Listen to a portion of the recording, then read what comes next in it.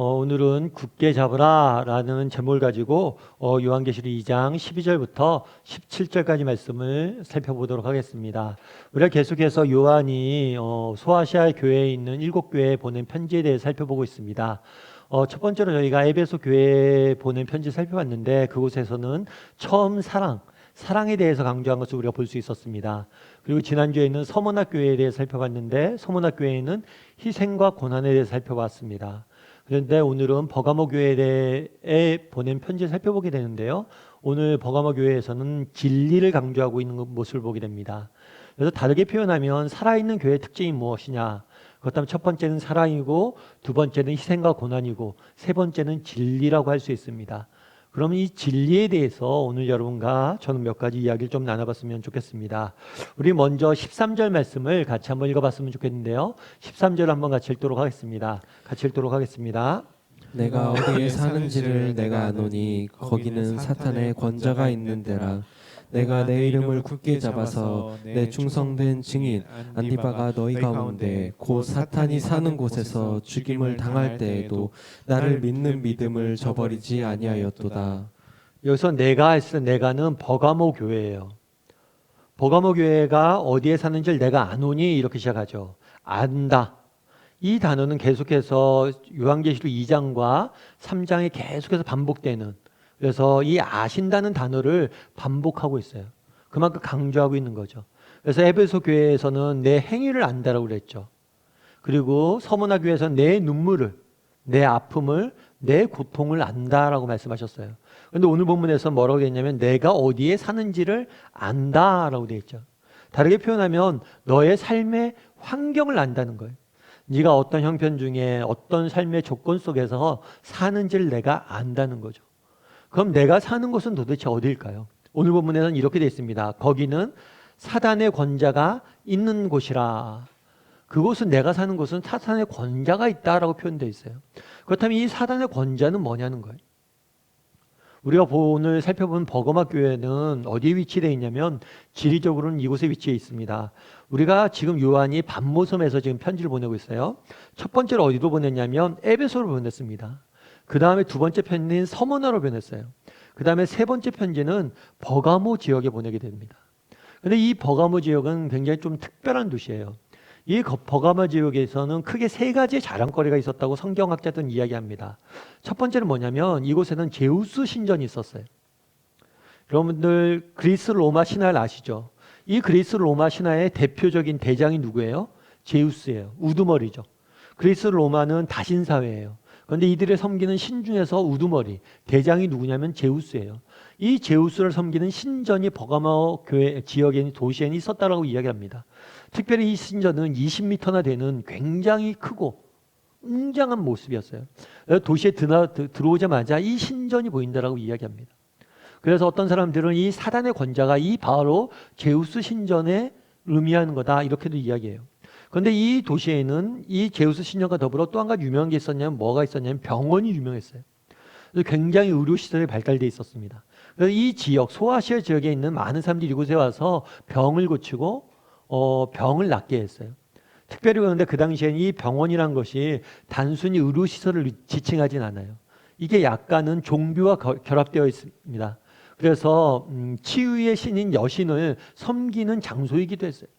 그래서 병원이 유명했고 마지막 세 번째로 이곳은 뭐가 유명했냐면 황제를 섬기는 신전이 유명을 했어요. 그런데 그 당시에 소아시아 지역에서는 황제를 섬기는 신전들이 많았습니다. 그런데 이 버가모 지역에 있는 신전은 좀 독특했어요. 왜 독특했냐면 살아있는 황제를 위한 신전을 만들었기 때문이에요. 보통 우리가 신전을 만들 때는, 그리고 어떤 사람의 위인들을 위한 기념비를 만들 때는 어떻게 해요? 이 사람이 죽은 다음에 만듭니다. 그런데 이 사람이 살아있을 때 살아있는 황제를 위한 신전을 만들었어요. 그래서 많은 사람들이 뭐라고 이야기하냐면 황제 숭배 사상이 서문화에서 시작되었지만 버가모에서 꽃을 피웠다. 그만큼 황제 숭배의 사상이 팽배해 있음을 우리가 알 수 있습니다. 그래서 사단의 권자는 어디냐? 그래서 어떤 사람은 제우스 신전이다 이야기하고 어떤 사람은 이 로마 황제의 신전이다 이야기를 합니다. 다만 우리가 알 수 있는 것은 뭐냐면 사단의 권자가 있는 곳이다 라는 표현을 통해서 알 수 있는 건 뭐냐면 이곳은 세상의 종교와 세상의 가르침 그리고 세상의 철학이 팽배해 있는 곳임을 우리는 알 수가 있는 곳이죠. 특별히 이곳에서는 어땠냐면 계속해서 13절에 이렇게 돼 있어요. 내 충성된 증인 안디바가 너희 가운데 곧 사탄의 곳에서 죽임을 당할 때, 여기서 안디바, 성경에 보면 요한계시록에 보면 인명, 실제 사람의 이름이 등장하는 경우가 거의 없습니다. 요한계시록에. 근데 유일하게 요한계시록에선 인명이 등장하는데 이 인명이 누구냐면 안디바예요. 물론 이 안디바에 대한 정보는 많이 알려져 있지 않습니다. 근데 분명한 거 하나는 뭐냐면 이 안디바가 아마도 순교를 당했던 것 같아요. 다르게 표현하면 이렇게 되어 있는 거죠. 하나님께서 뭐라고 얘기하냐면 버가모 성도들에게 내가 너희가 사는 환경을 형편을 안다. 너희가 사는 곳은 어디냐? 그곳은 사탄의 권자가 있는 곳이다. 제우스 신전이 있고 또한 황제의 신전이 있는, 정말 세상의 문화와 철학과 종교가 팽배해 있는 지역이면 안다. 뿐만 아니라 너희 중에 정말 안디바라는 사람이 순교당한 것도 안다. 사실 이런 곳에서 예수를 믿기가 쉬웠을까요? 어려웠을까요? 어려웠죠. 그럼에도 불구하고 이 사람들은 뭘 했어요? 13절에 보면 내 이름을 굳게 잡았다. 그리고 믿음을 저버리지 않았다. 정말 어려운 형편에 있음에도 불구하고 이들은 믿음을 지키고 있음을 우리는 보게 되는 거예요. 제가 아는 목사님이 계세요. 이 목사님이 인도네시아에 단기 선교를 한번 가신 적이 있어요. 단기 선교를 갔는데 특별히 단기 선교를 다니다가 힌두교가 있는 마을에 단기 선교를 갔어요. 그리고 이 힌두교가 있는 마을의 중앙에 작은 교회가 있었나 봐요. 이 교회 방문을 간 거죠.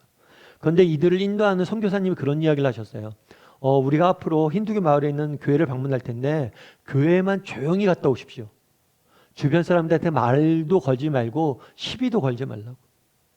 왜냐하면 자칫해서 말이 걸리고 시비가 걸리면 그들이 어떤 일을 벌일지 모른다고.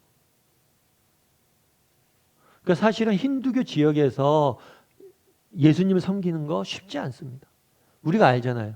오늘날도 여러 가지 신문에 보면 중동 지역에서 그렇게 예수님을 섬기다가 죽음을 당하는 경우들이 많죠. 사실 이런 힌두교 마을에서 우리가 예수를 믿는 거 쉽지 않아요. 오늘 본문에 보면 이렇게 됐잖아요. 사단의 권자가 있는 곳이다. 거기서 너희가 믿음을 지켰다. 이것이 쉬울까요? 어려울까요? 쉽지 않아요. 정말 언제든지 죽을 위험과 어려움이 있는 곳이에요. 그럼에도 불구하고 이 버가모 교회 교인들은 열심히 그 가운데서 믿음을 지켰던 것 같아요. 그래서 이 부분에 대해서 칭찬을 하는 모습을 우리는 성경을 통해서 보게 됩니다. 제가 언젠가도 한번 말씀드렸지만 여러분 온도계 아시죠? 온도계는 뭐예요? 온도를 측정하는 곳이죠. 그래서 외부 온도가 높아지면 어떻게 해요? 온도계도 높아지죠. 그리고 외부 온도가 낮아지면 온도계도 낮아지죠. 그런데 온도계와 더불어 온도 조절계도 아시죠? 온도 조절계는 온도계와 전혀 반대입니다. 외부의 온도가 높아지면 온도 조절계는 뭐예요? 일부러 온도를 낮추죠. 그리고 외부의 온도가 낮아지면 뭐예요? 일부러 온도를 높이죠. 그래서 어떤 목사님의 책에서 보니까 우리 사람들 중에서는 두 가지 종류의 사람이 있다는 거예요. 어떤 사람이냐면 온도계와 같은 사람이 있고 어떤 사람은 온도 조절계 같은 사람이 있다는 거예요. 온도계와 같은 사람은 뭐예요? 외부 환경에 직접적 영향을 받는 거죠. 조금만 힘들면 뭐예요? 조금만 힘들고 어려우면 뭐예요? 슬퍼하고 좌절에 빠지고 절망에 빠지죠. 조금만 좋은 일이 생기면 뭐예요? 너무 기분 좋게 모든 것을 얻은 것처럼 한다는 거예요. 그런데 반대로 온도 조절계 같은 사람이 있다는 거예요. 힘들고 어렵지만 뭐예요? 더 기쁨을 찾으려고 노력하고 더 즐거워하려고 노력하고 정말 일이 잘 풀려요. 그런데 더 겸손해져서 무엇인가 잘못된 것이 없는지 돌아보는 사람이 있다는 거예요. 그러면서 온도 조절계 같은 사람이 될 필요가 있다는 거예요. 아마 그날의 버가모 교회도 그런 교회였던 것 같아요. 그들이 처한 환경이 어떤 환경이었어요? 정말 예수님 믿기 힘든 환경이었어요. 그런데 그들은 환경에 영향을 받지 않고 오히려 그 환경 속에서도 뭘 한 거예요? 예수님을 믿으려고 더욱더 붙잡고 있었던 거예요. 신약 성경에 보면 그런 표현이 있습니다. 바울이 나는 자족하는 능력을 배웠다. 이 자족하는 능력이라는 게 만족한다는 게 아니에요. 자기 만족한다는 게 아니에요. 이 자족한다는 것은 뭐냐면 환경의 지배를 받지 않는다는 거예요. 환경과 무관하게 내가 정말 내 길을 갈 수 있는 능력을 배웠다는 거예요. 버가모 교회가 그런 곳이죠. 여러분 그러면 우리는 어떻습니까? 여러분은 어떠세요? 여러분 온도계 같은 사람입니까? 아니면 온도 조절계 같은 사람입니까? 한번 물어보세요. 자문해 보세요. 어떤 사람인지. 제가 이번에 명절 때 좀 집에서 쉬면서 책을 읽었는데 책 중에 하나는 그런 책을 읽었어요. 어떤 행복학에 대한 책을 좀 읽었어요. 하버드 대학교에서 행복학을 가르치는 교수님이 쓴 책인데 이런저런 이야기를 한 쭉 책에서 이런저런 얘기를 써놨더라고요. 근데 되게 이제 공감이 됐던 내 얘기 중에 하나는 뭐였냐면 그 사람이 그런 얘기를 한 거예요. 우리가 살다 보면 인간은 누구나 행복을 추구하잖아요. 그게 나쁜 게 아니에요. 행복하게 살아야죠. 그런데 행복을 하게 살아야 되는데 이 땅에 많은 사람들이 뭐예요? 행복하지 않다는 거예요. 그런데 재밌는 건 뭐냐면 우리가 행복하지 않아요. 불행하다고 느껴져요. 그럼 사람들이 무슨 생각을 하냐면 환경 탓을 한다는 거예요. 야, 내가 좀 더 좋은 학교에 갔으면 행복했을 텐데. 내가 좀 더 좋은 직장에 가면 행복했을 텐데. 내가 좀 더 좋은 집안에 태어났으면 행복했을 텐데. 외적 환경이 좀 더 나아지면 내가 행복했을 거라고 생각을 한다는 거예요. 그런데 실제로 그러냐는 거예요. 그래서 이 사람이 조사를 해봤죠. 실제로 그런지. 그리고 전 세계 40개국에 있는 사람들을 대상으로 조사를 해봤어요. 특별히 뭐를 조사했냐면 부와 행복의 관계를 조사를 해봤어요. 그래서 예를 들어서 부의 증식, 그러니까 재산이 늘면 사람들이 덩달아 행복해지냐. 다르게 얘기하면 더 잘 살게 되면 좋은 환경이 되면 사람들이 행복해진다를 조사해봤어요. 그런데 국민소득이 4,000불 미만, 그러니까 극빈, 굉장히 가난한 나라, 먹을 것이 없는 나라들은 어떤 나라냐면 그런 나라에서는 재산이 늘어나면 행복도가 늘어난대요. 그렇겠죠. 먹을 것이 없는데 먹을 게 생기면 행복도가 늘어난대요. 그런데 이 빈곤하지 않은 나라, 국민소득이 4,000불 이상이 되는 나라, 그래서 뭐냐면 아무리 재산이 늘어도 행복도가 증가하진 않는다는 거예요. 다르게 표현하면 재산이라는, 부라는 외적 환경과 우리의 행복이 비례하지 않는다는 거예요. 오히려 그러면서 그 사람은 그렇게 이야기합니다. 부보다 더 중요한 게 부에 대한 인식이라는 거예요. 그러면서 그 사람이 뭐라고 얘기했냐면 우리가 돈을 소중히 여기는 사람일수록 더 불행하대요. 왜냐하면 돈을 소중히 여기는 사람, 돈 자체가 많고 적음을 떠나서 돈이 정말 중요하다고 생각하는 사람은 늘 뭐라고 생각하는 거예요? 나는 부족하다, 돈이. 그래서 나는 불행하다고 느낀다는 거예요. 오히려 돈에 대한 인식이 중요하다는 거예요. 그날에 왜 환경에 바울이 왜 자족하는 능력을 배웠다고 이야기하는 거예요? 왜 나는 환경에 지배받지 않는 능력을 배웠다고 이야기하냐는 거예요. 왜 환경에 지배받지 않는 능력이 중요하냐는 거예요. 환경은 결코 우리의 행복을 좌지우지 할 수 없기 때문에, 환경에서 우리의 행복과 기쁨을 누리지 못하기 때문이에요. 오히려 더 중요한 건 환경이 아니라는 거예요. 바라기는 우리도 한번 돌아봤으면 좋겠어요. 정말 나는 자족한 능력이 있는 사람인지, 아니 나는 온도계 같은 사람인지 온도 조절계 같은 사람인지. 정말 우리 다음의 식구들이 온도 조절계 같은 사람이 되었으면 좋겠어요. 환경에 지배받기보다는 정말 어떤 환경 속에서도 정말 나의 길을 걸어갈 줄 아는, 오히려 온도 조절계처럼 환경이 어려울수록 더 기쁨과 소망을 찾고 정말 환경이 좋을수록 더 겸손해질 줄 아는 정말 온도 조절계 같은 사람이 되었으면 좋겠습니다. 그래서 바울이 그랬던 것처럼 자족의 은혜를 알고 이 자족의 은혜를 가지고 정말 믿음을 지킬 줄 아는, 어떤 환경의 형편에 있든지 믿음을 지킬 줄 아는 저와 여러분이 되기를 주님의 이름으로 소원합니다. 두 번째로 14절과 15절 말씀을 한번 같이 살펴봤으면 좋겠습니다. 14절과 15절 말씀 같이 읽어볼까요? 그러나 내게 두어 가지 책망할 것이 있나니 거기 내게 발람의 교훈을 지키는 자들이 있도다. 발람이 발락을 가르쳐 이스라엘 자손 앞에 걸림돌을 놓아 우상의 제물을 먹게 하였고 또 행음하게 하였느니라. 이와 같이 내게도 니골라 당의 교훈을 지키는 자들이 있도다. 계속해서 처음에 버가모 교회에 편지를 보냈는데 버가모 교회가 참 네가 어려운 형편 중에도 예수님을 잘 믿었다. 니네가 참 온도 조절계 같은 사람이구나. 자족한 능력이 있구나. 라고 이야기를 칭찬을 해요. 그런 다음에 책망을 합니다. 그러나 내가 뭐가 있다고요? 두어 가지 책망할 것이 있다. 그럼 책망할 것이 무엇일까요? 그것은 뭐냐면 내게 발람의 교훈을 지키는 자들이 있다. 내게 뭐가 있다고요? 니골라당의 교훈을 지키는 자들이 있다라고 이야기합니다. 전체가 그랬던 것 같지는 않아요. 그런데 그 버가모 교회 성도들 중에 일부분이 뭘 지키는 거예요? 따른 거예요? 발람의 교훈과 니골라의 교훈을 따랐다는 거예요. 그럼 발람의 교훈이 뭐냐는 거예요. 그래서 오늘 본문은 발람에 대해 좀 설명을 합니다. 발람이 발락을 가르쳐 이렇게 되어 있죠. 이 발람은 어느 시대 때 활약했던 사람이냐면 구약 시대에 활약을 했어요. 구약 시대 때 이스라엘 백성들이 출애굽을 합니다. 애굽의 노예 생활을 했어요. 그런데 그 애굽의 노예 생활을 하다가 하나님 앞에 저희를 구해달라고 기도하자 하나님이 모세를 보냈죠. 그래서 모세를 데려서 애굽을 출애굽을 합니다. 그 다음에 약속의 땅인 가나안 땅으로 이들이 떠나가요. 그래서 출애굽을 해서 광야를 지나서 약속의 땅으로 갑니다. 이 이스라엘 백성들이 광야를 지날 때 그때 활약했던 사람이 누구냐면 이 발람이에요. 그런데 이 발람이 어떤 사람이냐면 뒤에 발락이 등장을 하는데 이 발락은 애굽 사람이에요. 애굽 사람. 애굽이 아니라 모압 사람이에요. 모압 사람. 이 모압은 이스라엘 백성과 경쟁 관계에 있었어요. 그래서 이 발락이 뭘 했냐면 바람에게 뇌물을 줬어요. 뇌물을 준 다음에 어떻게 하면 저 이스라엘 백성들을 괴롭힐 수 있습니까? 라고 이야기합니다. 그러자 이 발람이 뭐라고 이야기하냐면 이 모략, 지혜를 준 거죠. 그래서 이스라엘 자손 앞에 걸림돌을 놓아 우상의 제물을 먹게 하였고 행음하게 하였다. 무슨 얘기냐면 이 발람이 뭘 했냐면 모압의 여자, 모압 여인들을 통해서 이스라엘 남자들을 유혹하라고. 그래서 이스라엘 사람들이 모압 여인의 유혹에 빠져서 이방 신들을 섬기게 만들라고 이렇게 제안을 한 거예요. 그래서 이 부분을 써놓은 거예요.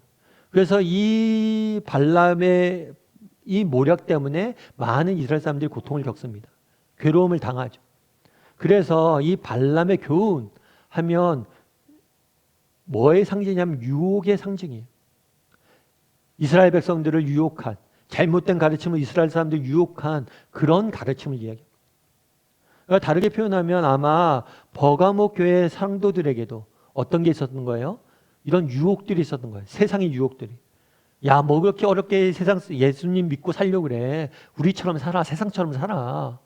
야, 여기 버가모 사람들 봐라. 이 사람들처럼 살아. 이 사람들처럼 제사 지내고 이 사람처럼 로마 황제 섬기고 이 사람들처럼 얼마나 좋아. 의료시설 봐라. 야, 버가모 봐라. 여기 얼마나 멋있어. 이런 데 살아 그냥. 세상과 똑같이 살아. 이렇게 유혹했던 것 같아요. 특별히 보면 뒤에 보면 니골라당의 교훈이라는 말이 나옵니다. 이게 니골라당의 교훈도 마찬가지예요. 지난번에 말씀드렸지만 발람인데 발 플러스 람이에요. 이 발은 오염시키다, 전염시키다는 뜻이에요. 람은 백성이라는 뜻이에요. 그래서 발람하면 백성을 오염시키다. 니골라도 마찬가지예요. 라는 백성이라는 의미예요. 니골은 전염시키다는 거예요. 똑같아요. 이 니골라당의 교훈도 뭐예요? 백성을 잘못된 가르침으로 전염시키는 사람. 발람이나 니골라나 똑같아요. 잘못된 가르침으로 백성을 오염시키는 사람들의 대명사예요. 특별히 니골라당은 어떤 사람이냐면 무율법주의자 혹은 영지주의라고 이야기해요. 그래서 이 사람들이 뭘 주장했냐면 예수를 믿고 구원을 받았으면 더 이상 율법을 안 지켜도 된다. 그러니까 어떻게 살아도 상관없다. 야, 우리 구원받았잖아. 그러니까 세상 사람처럼 살아. 어차피 구원은 정해졌잖아. 이미 구원받은 거 뭐 그렇게 어렵게 살아. 구원받았는데 그냥 살아도 돼. 괜찮아. 다 용서해 줘. 육신은 다 썩어져 버릴 거야. 이렇게 가르쳤던 것 같아요. 아무튼 그날에 예수님께서 책망한 게 뭐예요? 너희 가운데 어떤 사람들이 있다는 거예요? 잘못된 가르침을 가르치는 사람들이 있었고 그 사람들에게 빠져있는 사람들이 있었다. 이렇게 이야기한 겁니다. 그러면서 계속해서 16절 이렇게 이야기해요. 16절 말씀 같이 한번 읽어볼까요? 같이 읽도록 하겠습니다. 그러므로 회개하라. 그리하지 아니하면 내가 속히 가서 내 입에 검으로 그들과 싸우리라. 여기서 회개하라고 그러죠. 그러니까 너희 안에 그런 사람들이 있으니까 빨리 그런 사람들의 가르침을 쫓지 말고 너희가 진리인 하나님 말씀을 붙잡으라는 거예요.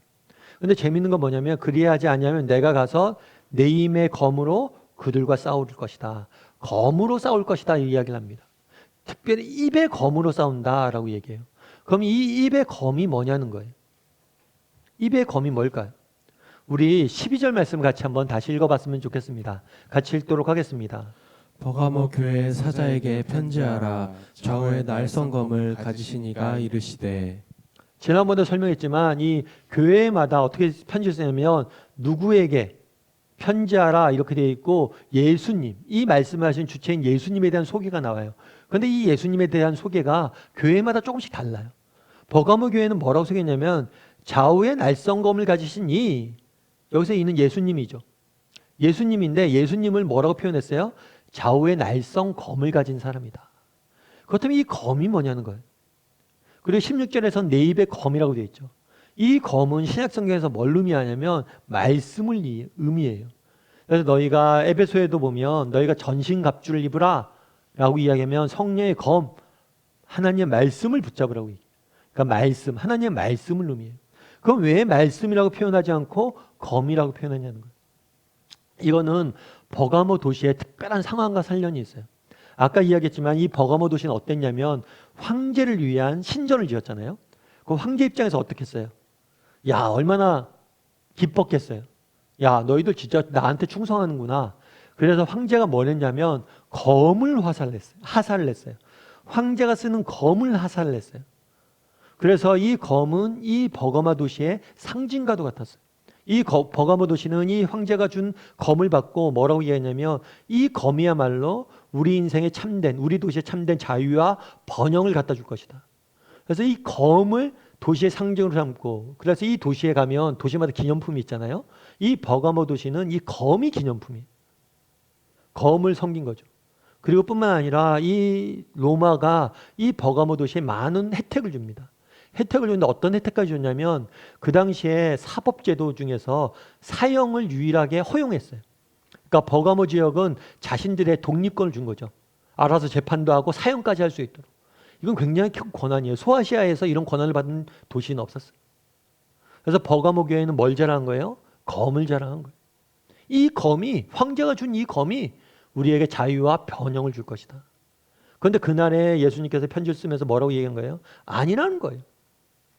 우리 인생에 참된 자유와 기쁨과 번영과 평안을 가져줄 건 뭐냐면 황제의 검이 아니라 내 입에서 나오는 검, 나의 말씀이란 거예요. 하나님의 말씀이란 거예요. 하나님의 말씀이 진정한 자유와 평안을 준다는 거예요. 여러분, 그럼 우리는 어떻습니까? 앞서 제가 그런 얘기를 했죠. 우리가 온도계가 같은 사람인지 온도 조절계 같은 사람인지 한번 돌아보자. 그럼 여러분은 어떠세요? 우리 인생의 참된 자유와 평안은 무엇이 준다고 생각합니까? 여러분 인생의 진정으로 붙잡아야 되고 의지해야 될 것은 무엇이라고 생각합니까? 정말 로마 황제가 준 검입니까? 세상의 지혜, 세상의 권력, 세상의 능력, 이런 것이 우리가 붙잡아야 될 것입니까? 아니면 하나님의 말씀입니까? 여러분은 정말 무엇이 여러분 인생에 참된 평안과 기쁨을 준다고 믿으세요? 좀 다르게 질문해 볼까요? 여러분은 정말 인생의 순간순간마다 여러분이 붙잡고 정말 여러분들이 의지하고 살아가는 것은 무엇입니까? 건어 박사라는 분이 계세요. 이 박사님은 홍해 선교회를 만들어서 중동 지역에 선교사로 헌신하신 분이세요. 원래 캐나다 분인데 원래 의사셨어요. 의사인데 중동 지방에 선교사로 간 거죠. 의사이자 선교사로 중동 지방에서 사역하신 분이세요. 사실 앞서도 이야기했지만 무슬림 지역에서 예수를 믿는다는 건 무슬림 지역에서 전도한다는 건 쉬운 게 아니에요. 언제든지 죽을 위험들이 처해 있는 그런 어려운 형편 중에 있습니다. 그런데 이 무슬림 지역에서 40년 이상 사역을 하신 분이에요. 사실 놀라운 거죠. 그래서 어떤 기자가 이 건어 박사님한테 물었어요. 당신은 그 어려운 지역에서 어떻게 그렇게 선교 활동을 할 수 있었습니까? 당신을 후원해주고 당신을 도와줬던 어떤 특별한 사람이 있었습니까? 그랬을 때 건어 박사가 이렇게 얘기합니다. 제가 유일하게 의지했던 후원단체는 마태복음 6장 33절입니다. 누가 후원하고 도와준 사람이 있냐? 아니요, 없습니다. 사람은 없습니다. 그런데 제가 후원하고 의지한 게 있습니다. 그것은 마태복음 6장 33절 말씀이란 거예요. 그 말씀의 내용은 이거죠. 너희는 먼저 그의 나라와 그의 의를 구하라. 그리하면 이 모든 것을 너희에게 더하시리라. 아마 이 약속의 말씀을 붙잡은 것 같아요. 너희는 먼저 그의 나라와 그의 의를 구하라. 그래야만 모든 것을 더해 줄 것이다. 그 말씀 믿고 선교했다는 거예요. 그러면서 계속해서 이렇게 이야기합니다. 나는 이 약속을 믿고 이 말씀을 붙들고 중동으로 갔습니다. 그런데 지난 40년 동안 하나님은 한 번도 굶어서 끼니를 거르도록 하시지 않았고 한 번도 옷이 없어서 헐벗고 다니도록 하지 않았습니다. 약속의 말씀을 붙잡았다는 거예요. 그 결과 어땠냐는 거예요. 40년 동안 저는 굶지 않았고 헐벗지 않았습니다. 너희는 먼저 그의 나라와 그의 의를 구하라. 그래야만 모든 것을 더하실 것이라. 이 말씀을 붙잡았는데 그 말씀 그대로 하나님이 이루어 주셨다는 거예요. 그래서 저는 유일하게 저를 후원했던 건 이 말씀입니다. 이 이야기는. 그날의 이야기예요. 버가모 교회 도시는 뭘 자랑했습니까? 검을 자랑하고 검을 팔고 검을 집에다 걸어놓고 검을 손에 들고 검을 자랑을 했어요. 그런데 정말 우리가 붙잡아야 될 것들, 우리가 집에 걸어두어야 될 것들, 우리가 정말 우리가 자랑해야 될 것은 하나님의 말씀이란 거예요. 말씀을 굳게 붙잡고 있어 보라는 거예요. 여러분들은 어떠세요? 이 건어 박사처럼 정말 인생이 붙잡고 살아가는 말씀이 있습니까? 여러분이 힘들고 어려운 순간 여러분들이 붙잡고 있는 것은 무엇입니까? 하나님의 말씀을 붙잡아 본 적 있어요? 여러분의 인생 말씀이 있어요? 정말 힘들고 어렸을 때마다 여러분들이 찾는 말씀, 붙잡는 말씀이 있습니까?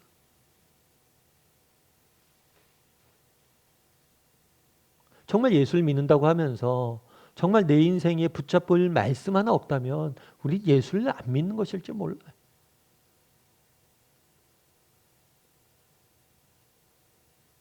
정말 바라기는 정말 이런 말씀들 좀 배웠으면 좋겠어요. 그리고 말씀 한번 붙잡고 도전해 봤으면 좋겠어요. 정말 이 세상 모든 만물을 만드신 분이 누구십니까? 하나님이세요. 그럼 하나님을 모른 채 이 세상을 살아간다면 어떻겠습니까? 마치 지도도 없이 내비게이션도 없이 정말 낯선 길을 한 번도 못 가본 길을 가는 것과 똑같아요. 하나님에 대해서 알아야 돼요. 어떻게 알 수 있어요? 말씀을 통해서 알 수 있어요. 바라기는 우리 다음의 식구들이 진짜 우리가 붙잡고 자랑해야 될 것들, 집에 걸어놔야 할 것은 무엇입니까? 말씀이 말씀. 그래서 말씀을 붙잡고 말씀에 대해서 배우고 정말 인생의 힘든 순간순간마다 말씀을 붙잡을 줄 아는 사람이 되었으면 좋겠어요.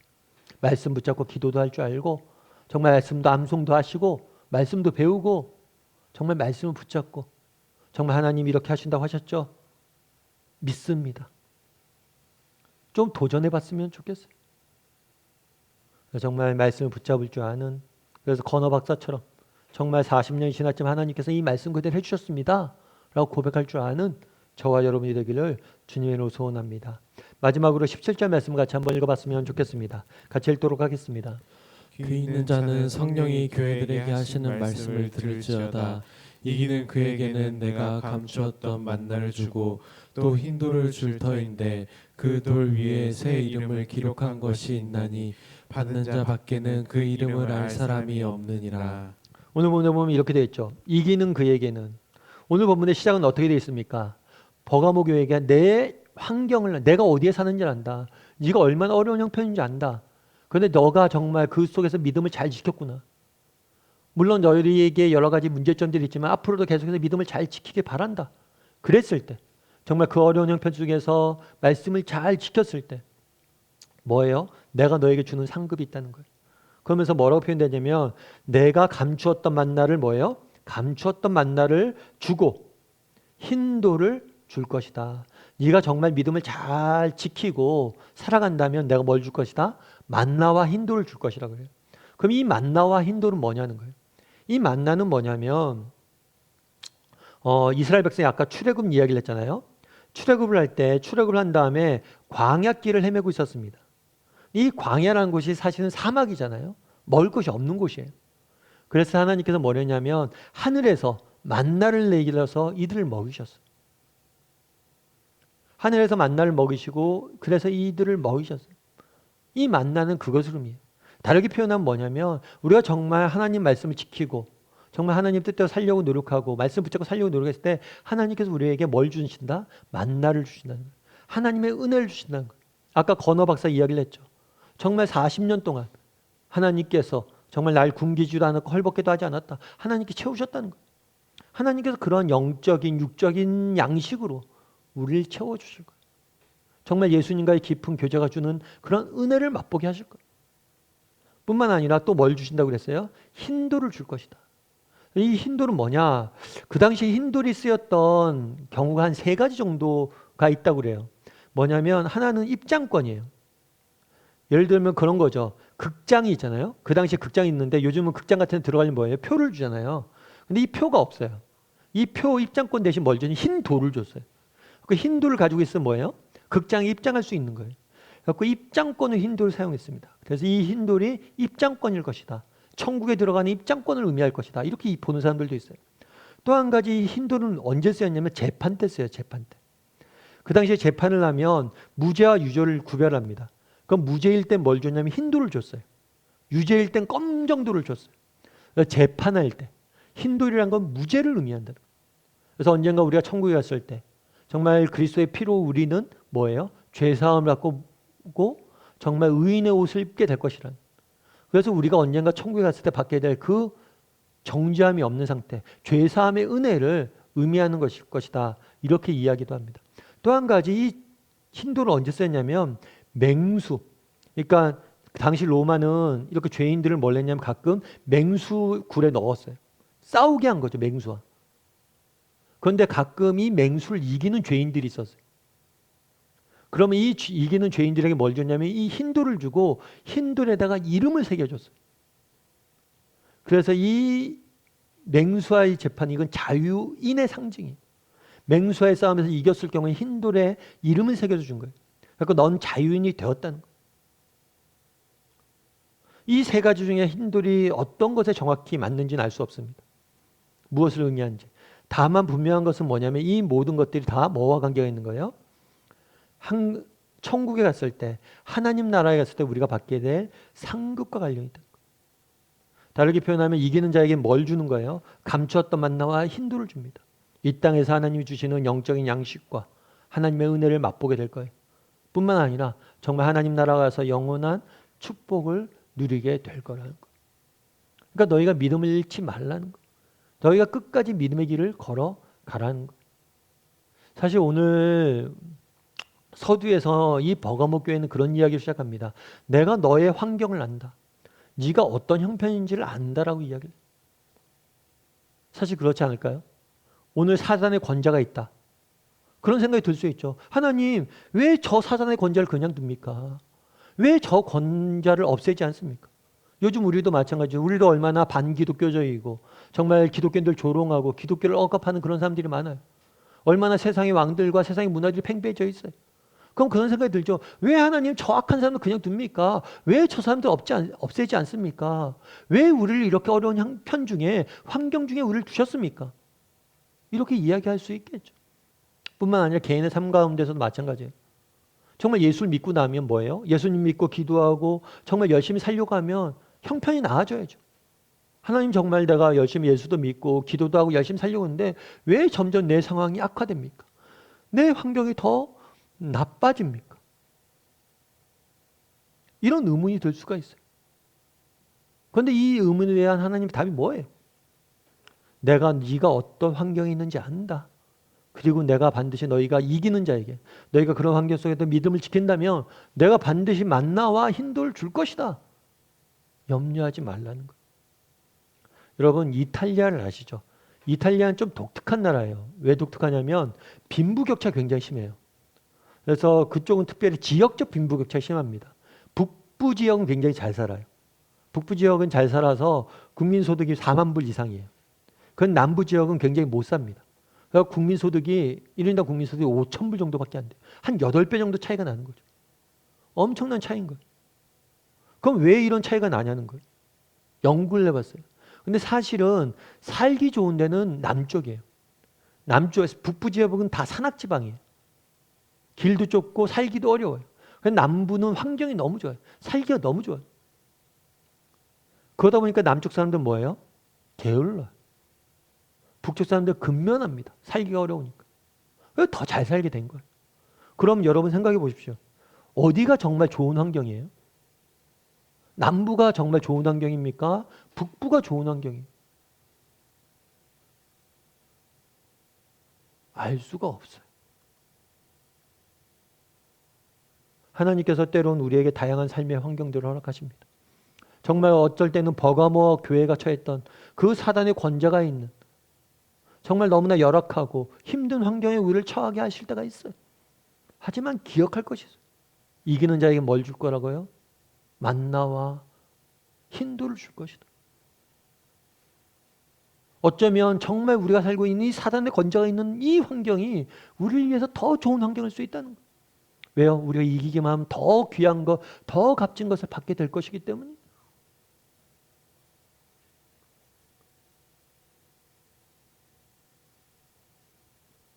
바라기는 우리 다음의 식구들이 정말 우리 하나님께서 주실 이 만나와 흰돌을 바라볼 수 있었으면 좋겠어요. 그래서 우리가 어떤 형편에 있든지 정말 믿음을 지켜갈 줄 아는 그런 사람이 되기를 주님의 이름으로 소원합니다. 오늘 말씀을 맺고자 합니다. 무엇보다도 우리가 온도계와 같은 사람인지 정말 온도 조절 같은 사람인지 한번 돌아봤으면 좋겠어요. 그리고 정말 나는 얼마나 정말 세상은 검을 자랑하는데 세상의 황제가 준 검을 자랑하는데 나는 얼마나 하나님의 말씀을 붙잡고 자랑하는 사람인지 돌아봤으면 좋겠어요. 그리고 마지막으로 정말 어떤 형편에 있든지 정말 하나님을 바라봄으로 끝까지 믿음의 경주를 달려갈 줄 아는 저와 여러분이 되기를 주님의 이름으로 소원합니다.